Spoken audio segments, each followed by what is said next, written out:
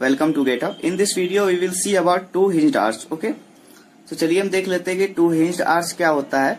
सबसे पहले हम स्टार्ट करते हैं एक प्रॉब्लम से, ठीक है। उसके बाद मैं कुछ कॉन्सेप्ट आपको बताऊंगा और इस प्रॉब्लम को सॉल्व करेंगे। तो ये हमारा प्रॉब्लम बोल रहा है a two hinged parabolic arch of span length L and rise H carries a concentrated load W at the crown so that the horizontal thrust equal to 25/128 WL upon H at each support.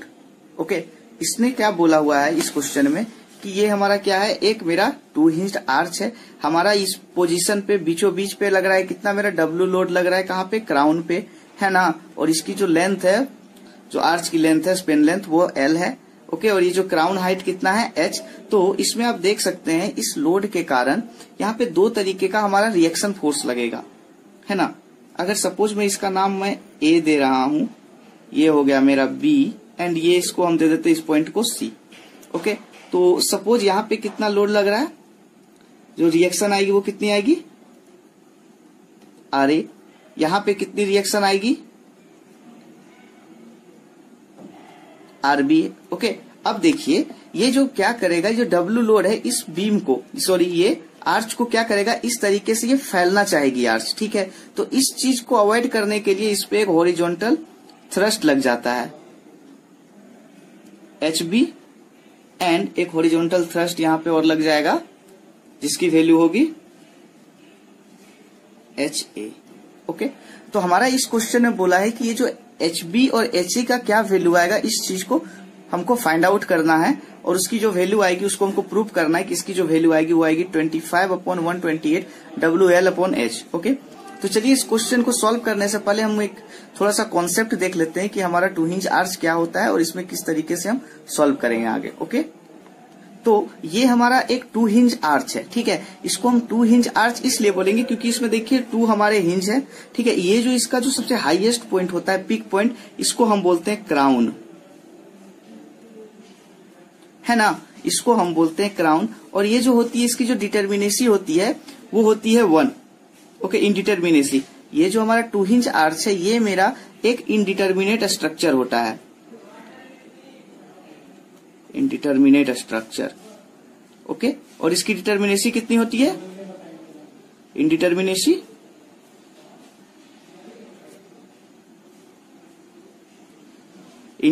इसकी कितनी हो जाती है, 1। Okay, क्योंकि यहाँ पे देखिए, यहाँ पे दो फोर्सेस, दो रिएक्शन यहाँ लगेगा, एक रिएक्शन यहाँ लगेगा, एक रिएक्शन यहाँ रहेगा, एक रिएक्शन यहाँ रहेगा, ठीक है। तो हम क्या कर रहे थे, डिटर्मिनेसी कैसे निकालते थे कि हमारे पास टोटल कितने अननोन्स हैं,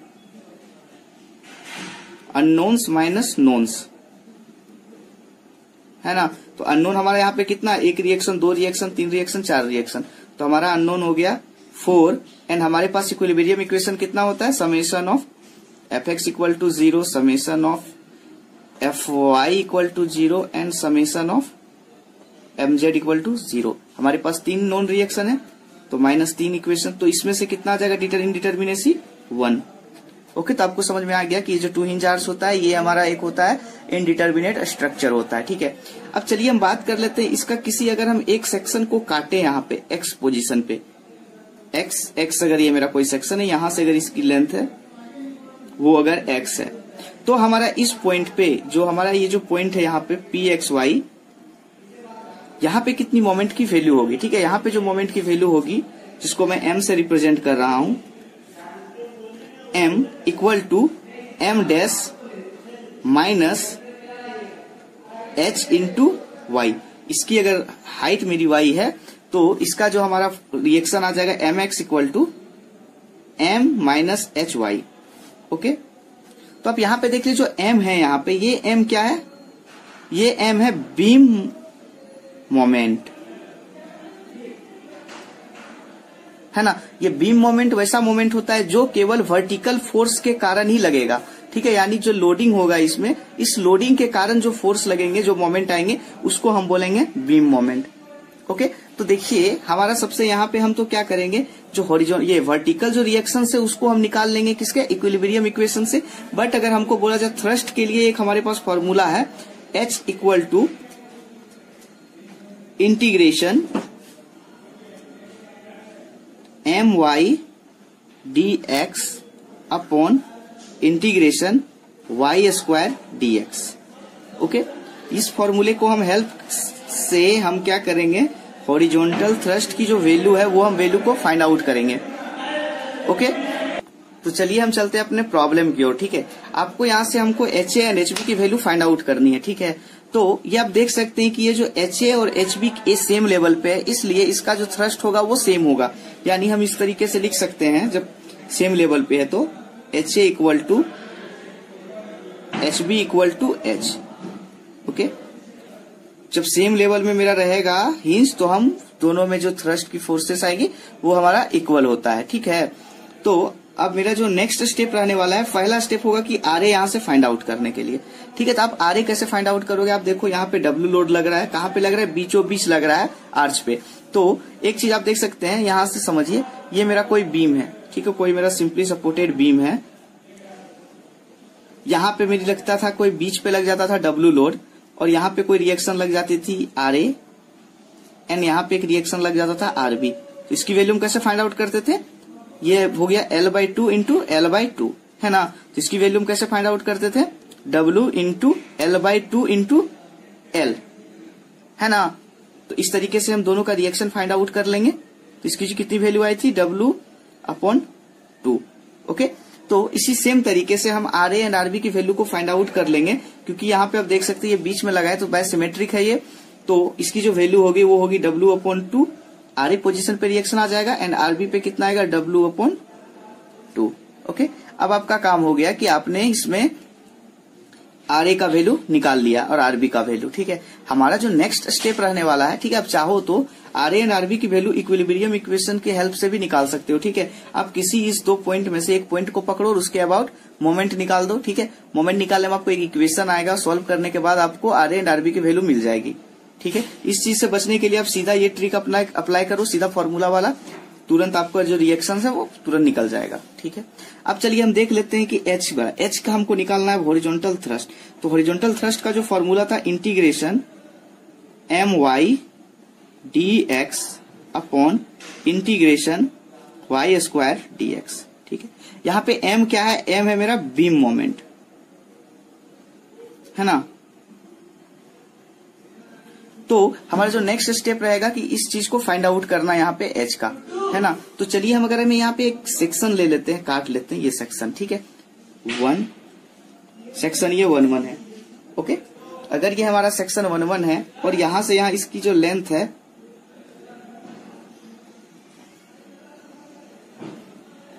ठीक है, जो लेंथ है यहां से यहां ये x है और यहां से यहां ये y है। ठीक है, तो अब हमको इस सेक्शन के अबाउट हमको क्या करना है, इस पॉइंट के अबाउट हमको निकालना है बीम मोमेंट।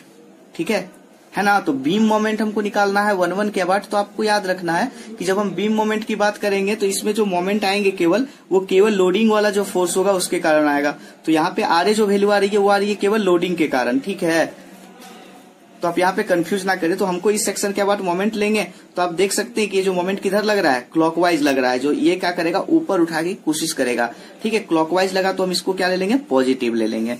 ओके, तो हमारा यहां से देखिए मैं इसको लिख सकता हूं इस तरीके से, इंटीग्रेशन My dx, है ना। तो हम इसको कैसे लिख सकते हैं My dx। अब देखो मेरे को m इस जगह पे चाहिए। ठीक है, इस जगह पे मेरे को m चाहिए। किसका m चाहिए, बीम मोमेंट का। ठीक है, जो बीम में लगा मेरा मोमेंट उसके लिए चाहिए। तो हम क्या करेंगे, यहां से सिंपली आरए इंटू जो इसका परपेंडिकुलर डिस्टेंस कितना है, यहां से यहां x है। ठीक है, तो हम इस चीज को डायरेक्ट लिख देते हैं W/2 इंटू x। ओके, एक चीज में यहां से आपका जो y का वैल्यू क्या होगा, y का जो वैल्यू होता है पैराबोला के लिए 4h/L square x into L minus x। ठीक है, y का वैल्यू। तो आप यहाँ पे y का वैल्यू इसको पुट कर देंगे यहां से, यहाँ 4hx/L square into L minus x, sorry x square होगा यहाँ पे। ठीक है, x square and into dx। अब हम इसको क्या करते हैं, सॉल्व कर लेते हैं।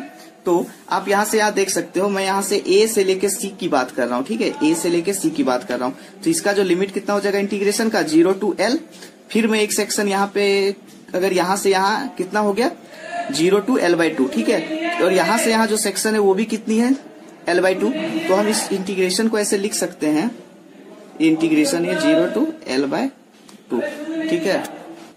तो एक पोर्शन और एक कितना हो गया मेरा, 2 से मल्टीप्लाई कर देंगे, क्योंकि एक बार हम यहाँ से यहाँ निकाले फिर इसको डबल कर दिए, तो मेरा यहाँ से यहाँ का पूरा का निकल गया। तो ठीक है, तो अब हम यहाँ से इसको आगे फर्दर सॉल्व करेंगे, ठीक है ना, इस इंटीग्रेशन को। तो हमारा हो जाएगा, यहाँ से आ जाएगा 4, इसको बाहर निकाल लेते हैं, 4h/2 इंटू ये जो 2 है इसको मैं यहां लिख देता हूं, 2 इंटू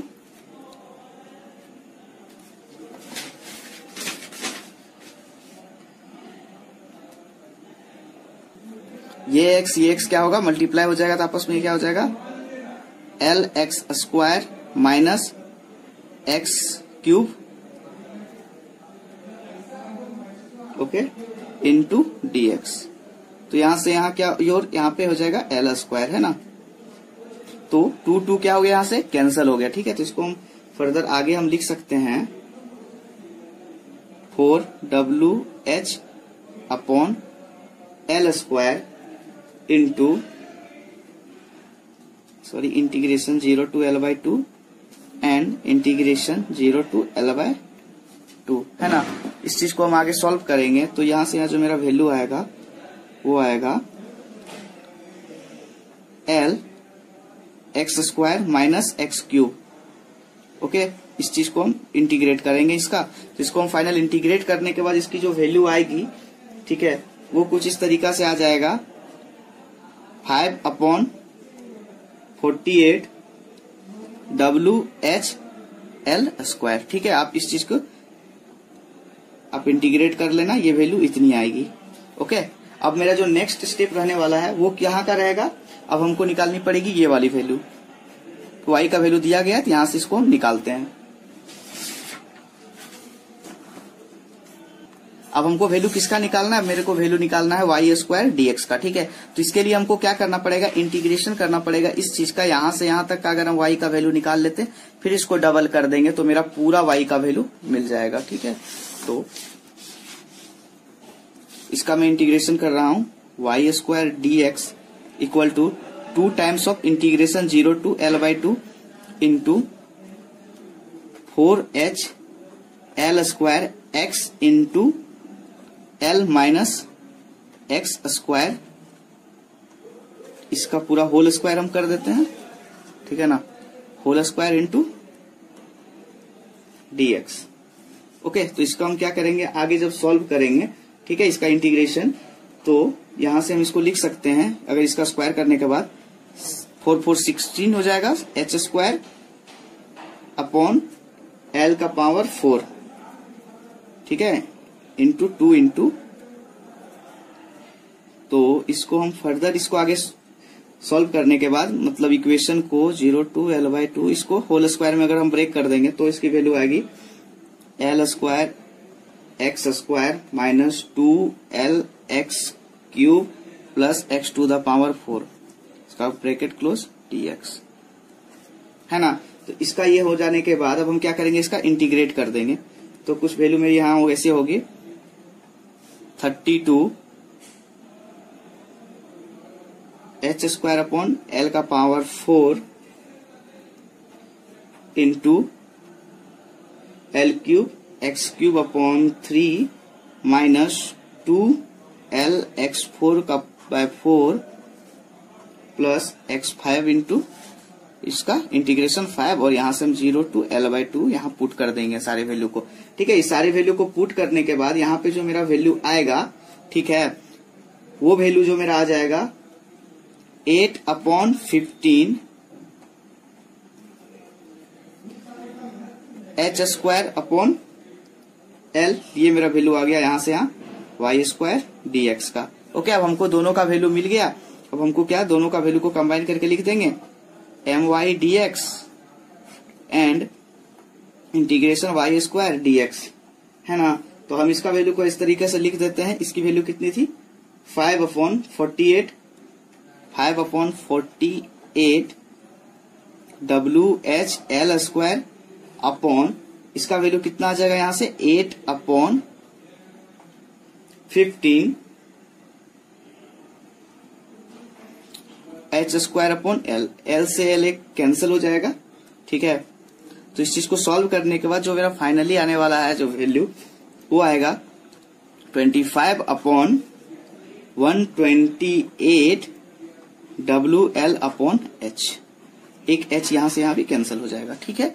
तो ये मेरी जो वैल्यू आ गई किसकी, H का, तो HA equal to HB equal to 25 upon 128 WL upon H होगा यहाँ पे, ठीक है, WL अपॉन H। ये मेरा थ्रस्ट मिल गया, ठीक है। दोनों केस में जो थ्रस्ट की वैल्यू क्या आएगी, ओके। अगर यह वीडियो आपको अच्छा लगे तो please like, subscribe and share करना ना भूलें, okay. Thanks for watching this video, thank you.